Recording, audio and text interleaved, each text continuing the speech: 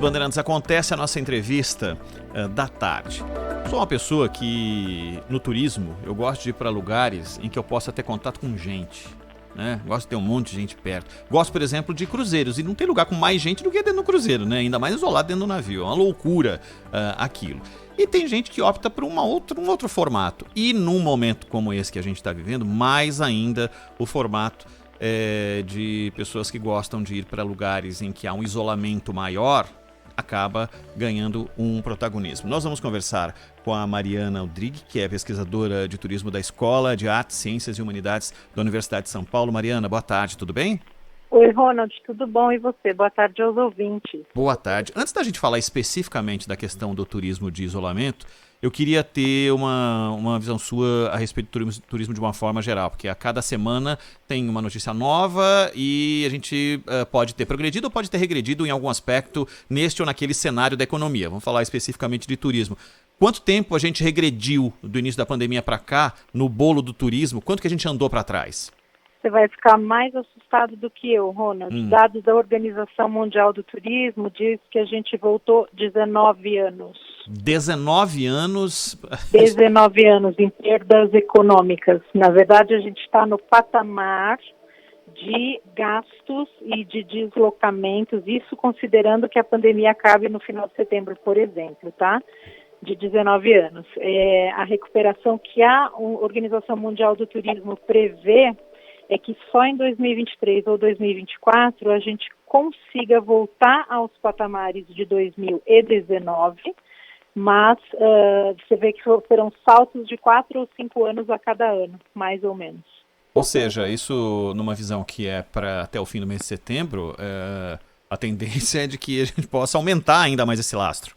É que a Organização Mundial do Turismo lida sempre com dados do turismo internacional. Um relatório que saiu essa semana, por exemplo, diz que o primeiro semestre teve 65% de perda se comparado com o ano anterior, lembrando que a pandemia foi decretada em 12 de março, ou seja, a gente teve 2 meses inteiros e mais 12 dias de bastante movimentação, especialmente ocidental. Mas o movimento de 12 de março em diante caiu 96%. Então, é uma atividade que praticamente não passou do respirador, ela ficou ali em coma induzida, né? Perdão pela comparação. Sim, imagina. Essa tendência de pessoas buscarem um turismo diferente, quer dizer, não é diferente, fazia parte já do contexto, mas é que agora acaba ganhando um protagonismo maior. Isso pode ajudar a diminuir o tamanho desse buraco? Depende de como a gente olha. Quando, no meu caso, a gente sempre está olhando números gerais do turismo. Então, se as pessoas passam a viajar novamente, sempre é positivo, tem um movimento da economia. Mas quem trabalha só com turismo internacional está extremamente desapontado. O que nós temos visto? A expressão turismo de isolamento não era usual, a gente mal tinha noção desse uso, e agora se usa mais porque é aquela coisa da troca do CEP, né? Então você não vai estar no seu local de residência, você vai alugar um quarto de hotel ou uma casa de temporada, enfim, vai para casa de parentes ou amigos, e o dinheiro que você gastaria onde você mora, você gastaria naquele lugar. Então há uma movimentação da economia que é a grande vantagem socioeconômica do turismo, né? Às vezes a gente deixa para olhar o setor só como ele fosse algo prazeroso, está todo mundo se divertindo, mas o que ele faz é circular dinheiro em diferentes economias e tem muitas cidades que precisam dessa movimentação. Mas sim, para o Brasil, o que a gente tem visto desde ali meados de maio é uma ascensão desse turismo, vamos pôr entre aspas, turismo de isolamento.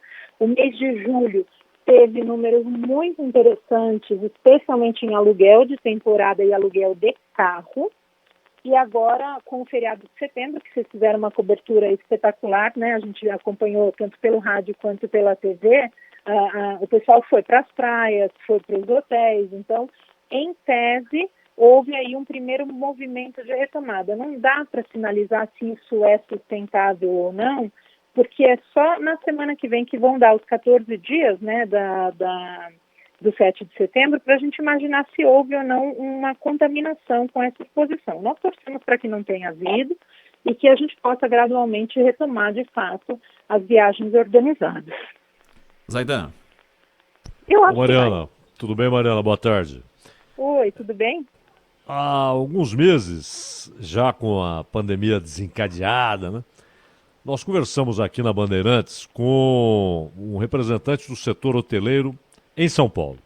Correto. E ele falava que, na verdade, o setor foi atingido, duramente atingido, como você acabou de demonstrar, mas já vinha de 4 anos aí muito difíceis, inclusive com endividamento, perda de receita, alguns com dificuldade em relação aos seus fornecedores e tal. E exatamente por essa dificuldade acumulada aí durante 4 anos, eles tinham também dificuldade para conseguir crédito, né? Aquele crédito que foi anunciado até pelo Banco Central, que haveria mais de 1 trilhão à disposição dos bancos para liberação de crédito para diversos setores, inclusive, claro, para a hotelaria. Ou seja, o problema foi que, pelo menos para muitos proprietários de hotéis, muitas redes e tal, a pandemia chega e já os encontra fragilizados, não é isso? É um fato. Eu acho que o exemplo de hotelaria ele é muito bem ilustrativo dessa situação, porque sim, 2014 foi o nosso melhor ano histórico de turismo. Aí 2015 começa a nossa crise política e econômica, então de 2010 a 2020, 2015 figura como o pior ano, e aí vai subindo bem lentamente, 2015, 2016, 2017, 2018. 2020 era o ano em que todos os empresários brasileiros apostavam na retomada, no sentido, e agora teria que falar, na retomada dos resultados de 2014. Então pensa que foram quase 5 anos de investimento, de tentar solicitar recursos a todos os tipos de instituições. Então muitos deles, de fato, já estavam endividados e com o patrimônio já colocado em garantia, né? O que nos deixou muito preocupados, eu falo não só como universidade, mas também com os meus colegas empresários, é que não houve, pelo menos não ficou claro por parte das iniciativas das diferentes esferas de governo, essa compreensão para que as linhas de crédito fossem em paralelo, ou seja, para situações específicas ligadas à pandemia, pelo tempo de duração da pandemia ou para manter folha de pagamento. E só para fazer um exemplo claro para os nossos ouvintes, a Confederação Nacional do Comércio, a CNC, estima as perdas até junho em 150 bilhões de reais para o Brasil como um todo. O Ministério do Turismo anunciou linhas de crédito de 5 bilhões, 30 vezes menos, né? Então, para além de toda essa dificuldade estrutural, que é acionar o agente financeiro, conseguir o crédito, demonstrar as garantias, ser capaz, né, de acessar toda essa burocracia, você tem o que a gente chama de uma visão um pouco nublada do quanto o setor precisa mesmo, que às vezes não é nem do dinheiro em si, é mais do prazo, é conseguir alargar os prazos para que, entendendo que vai ser a última atividade a ser retomada, que a gente possa ter condições de reembolsar os empréstimos conseguidos com mais tempo. Isso já vai dar uma sobrevida ao setor. Mariana, o Brasil tem o Pantanal, o Brasil tem a floresta amazônica, tem os Pampas, tem as montanhas mineiras e as cidades históricas em Minas, o sertão nordestino, um litoral excepcional, né? E difícil de ser encontrado, tão vasto, por quilômetros e quilômetros e quilômetros, com vastas faixas de areia e tal. Enfim, tem tudo para ser uma atração turística internacional consistente, atraindo dezenas de milhões de pessoas por ano. E, no entanto, isso antes de todos esses problemas, a gente já via, por exemplo, o Brasil bem atrás da Espanha. É claro que entra ali a proximidade para outros europeus, para asiáticos e tal, enfim. Mas aí eu queria encaixar 2 perguntas. Primeiro, se o setor, inclusive privado, mas também o Estado, podem fazer mais, muito mais, para transformar o turismo de fato numa indústria altamente rentável, o que falta para isso acontecer. E segundo, o Ministério do Turismo, cujo titular, aliás, anda sumidão, né?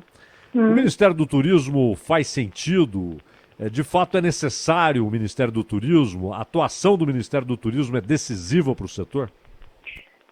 Eu vou do fim para o começo, tá? Eu já fui da opinião da completa irrelevância do Ministério do Turismo, porque a minha tese de doutorado, inclusive, aponta que se turismo for estratégico, ele está em todas as ações dos diferentes governos, municipais, estaduais e federais. É assim que a gente vê em países como você citou, Espanha, mas a gente vê também na França, a gente vê na Inglaterra. Os Estados Unidos, por exemplo, não tem uma autoridade de turismo e ainda assim tem um turismo muito pujante. Então, não é exatamente a existência da estrutura. Mas fui convencida por diversos pares que no que foi convencionado chamar de presidencialismo de coalizão, ou seja, com essa infinidade de partidos, com a necessidade de muita articulação na Câmara e no Senado, para atender aos diferentes perfis dos destinos e das vocações, era importante ter uma pasta que fizesse essa articulação. Então, eu hoje entendo que neste momento a gente tem uma pasta ainda inexpressiva, ela faz muito pouco pelo turismo, a gente retrocedeu demais, mas ter a pasta e ter uma secretaria pode significar muito, desde que com profissionais competentes, comprometidos e desde que as linhas estratégicas sejam compartilhadas com todos na administração. E isso me leva à sua primeira pergunta, né? A gente tem mais de 100 anos já falando de potencial do turismo brasileiro e narrando e elencando as questões naturais e culturais. Se eu não me engano, é o Fórum Econômico Mundial, eu posso estar errando na fonte, mas acho que é esse, o World Economic Forum, que faz lá um índice de competitividade e por alguns anos o Brasil liderou em recursos culturais e naturais. Mas em ambiente político e segurança econômica, a gente estava na lanterninha. Então, turismo não é criar uma fantasia e dizer que a pessoa entra num avião e chega numa realidade diferente daquela que está estampada nos jornais e agora nas redes sociais. Então, você pensa que, pensando hoje, né, 16 de setembro, as notícias dos incêndios na Amazônia e no Pantanal, as notícias do negacionismo de parte da população e do governo brasileiro, questões ligadas à violência que a gente não lida muito bem, muita notícia falsa percorrendo. Então, a gente vai ter que recuperar toda essa imagem, reconstruir a imagem e fazer uma divulgação adequada do Brasil, enquanto muitos outros países já estão lá investindo em mídias sociais adequadas e mostrando os seus, não só potencial, mas seus atrativos reais, qualidade de vida, segurança. Então, me dá uma certa tristeza de pensar que falta muito cérebro, falta muito empenho para a gente parar de brincar com o turismo. O turismo pode gerar muito emprego e pode empregar especialmente uma fatia da população que está afetada agora, que são aqueles menos qualificados formalmente, chefes de família, por exemplo, mulheres que criam seus filhos sozinhas, as pessoas aposentadas que podem ter uma ocupação agora. Então, me entristece ver que a gente está mal liderado nesse setor. Bom, você citou diversos problemas, né? E no caso segurança pública, o quanto isso impacta aí a capacidade do Brasil de atrair turistas? Eu vou dar só um exemplo, e claro que ele vai ter que, depois a gente vai colocar ele num contexto maior, mas pensa lá em janeiro, né? Uma coisa a gente não imaginava a pandemia, a gente estava comemorando bons números de férias de verão, perspectivas boas para o carnaval, e alguns episódios levaram os Estados Unidos a rever o que eles chamam de nota de segurança. Então, eles subiram, se eu não me engano, de 2 para 4, e isso faz uma nota em todas as embaixadas norte-americanas para que todo cidadão norte-americano que quisesse visitar o Brasil ou fosse pedir só, ou apesar de a gente não exigir mais visto, mas fazer a notificação, receberia lá uma orientação de que era um destino considerado perigoso. Isso deixa o seguro de viagem mais caro, isso inibe algumas viagens e no boca a boca fica uma propaganda negativa. De fato, aconteceu alguma coisa com algum norte-americano em janeiro? A gente foi pesquisar e a gente não teve um registro evidente, não houve caso nem de assassinato, nem de assalto, mas como as mídias estão aí e colocando, às vezes, um episódio numa praia ou um outro episódio em um lugar que nem está próximo do destino que seria daquele americano, mas um país tão grande como os Estados Unidos abaixa ou aumenta a nossa nota de risco. Então, sim, né, a imagem percebida, nota, pode não ter acontecido nada, mas a imagem percebida, ela é uma imagem que altera o destino de turista. E não querendo ser muito longa e prolixa, peço desculpa aos ouvintes, mas é o exemplo da paralela que a gente faz. Você só gasta o seu dinheiro numa viagem para um lugar que você tem a impressão que vai ser bom. Que ninguém vai virar para você e dizer, você vai mesmo para aquele lugar? Nossa, mas você não está com medo de ser assaltada? Nossa, mas será que não vai acontecer nada de ruim? Então é nessa comunicação de segurança, de bem-estar, de qualidade de vida que a gente tem que investir. Mariana, a última de minha parte, aí eu vou voltar na primeira colocação que eu fiz aqui para você. Eu sou um cara que gosto e a minha família gosta de cruzeiros. Tem várias ofertas aí de cruzeiros espalhadas, inclusive com valores menores do que no ano passado, razoavelmente menores. Tem pacote de montão aí sendo oferecido, tem gente projetando intercâmbio para o ano que vem, mas a gente tem fronteiras fechadas, principalmente não dá para entrar pelos Estados Unidos, pelo Canadá ou em outros países. Esses pacotes que estão sendo oferecidos, mas que dependem de fatores. Por exemplo, um cruzeiro. Como é que vai ser no ano que vem, em março do ano que vem? Dá para confiar, fechar um negócio agora, sabendo que tem um valor menor, mas existem questões de pandemia que ainda não são absolutamente palpáveis para definir se eu vou estar perdendo dinheiro ou vou ter que depois correr atrás para ter reembolso? Vou fazer uma brincadeira com você. Eu vou acender minha bola de cristal, te respondo e vou ficar ricona. Mas sendo muito pragmática, é o seguinte... a maioria das companhias de turismo se associou a boas empresas de seguro, então são duas as recomendações. Primeiro, sim, é perfeitamente possível que você faça as compras agora, aproveite as promoções, mas seja cauteloso ao ler as regras de cancelamento e alteração. Todas as companhias estão com políticas mais flexíveis, até porque isso vai permitir que se você paga uma parte da viagem agora, você dá liquidez para essa companhia continuar operando e continuar existindo. Então, o que a gente só sugere a todo passageiro é preste bem atenção nas regras de cancelamento e flexibilização e faça com que isso esteja dentro do que você espera. Eu tenho um colega que eu respeito muito e que fala sempre aqui com vocês, que é o Ricardo Freire, do Viagem na Viagem, que ele diz, digamos que apareça uma passagem para Miami por R$100 e está lá, não vai cancelar, não tem reembolso, não tem nada, mas você põe na balança o risco e o benefício disso, R$100 seria algo que você não se importaria de perder em relação ao ganho que pode ser realizar essa viagem. Então essa é uma ponderação que a gente faz. A maioria das viagens mais caras vai ter seguro e vai ter possibilidade de cancelamento. Muitas companhias com escritórios ou representantes no Brasil estão cientes dessas fragilidades das nossas relações internacionais. Então, eu recomendo que você procure o seu agente de viagem para que ele te oriente qual é a melhor escolha agora. Mas, em síntese, pode fazer a compra para o ano que vem, porque quase todas as companhias de cruzeiro já anunciaram a sua retomada de operações.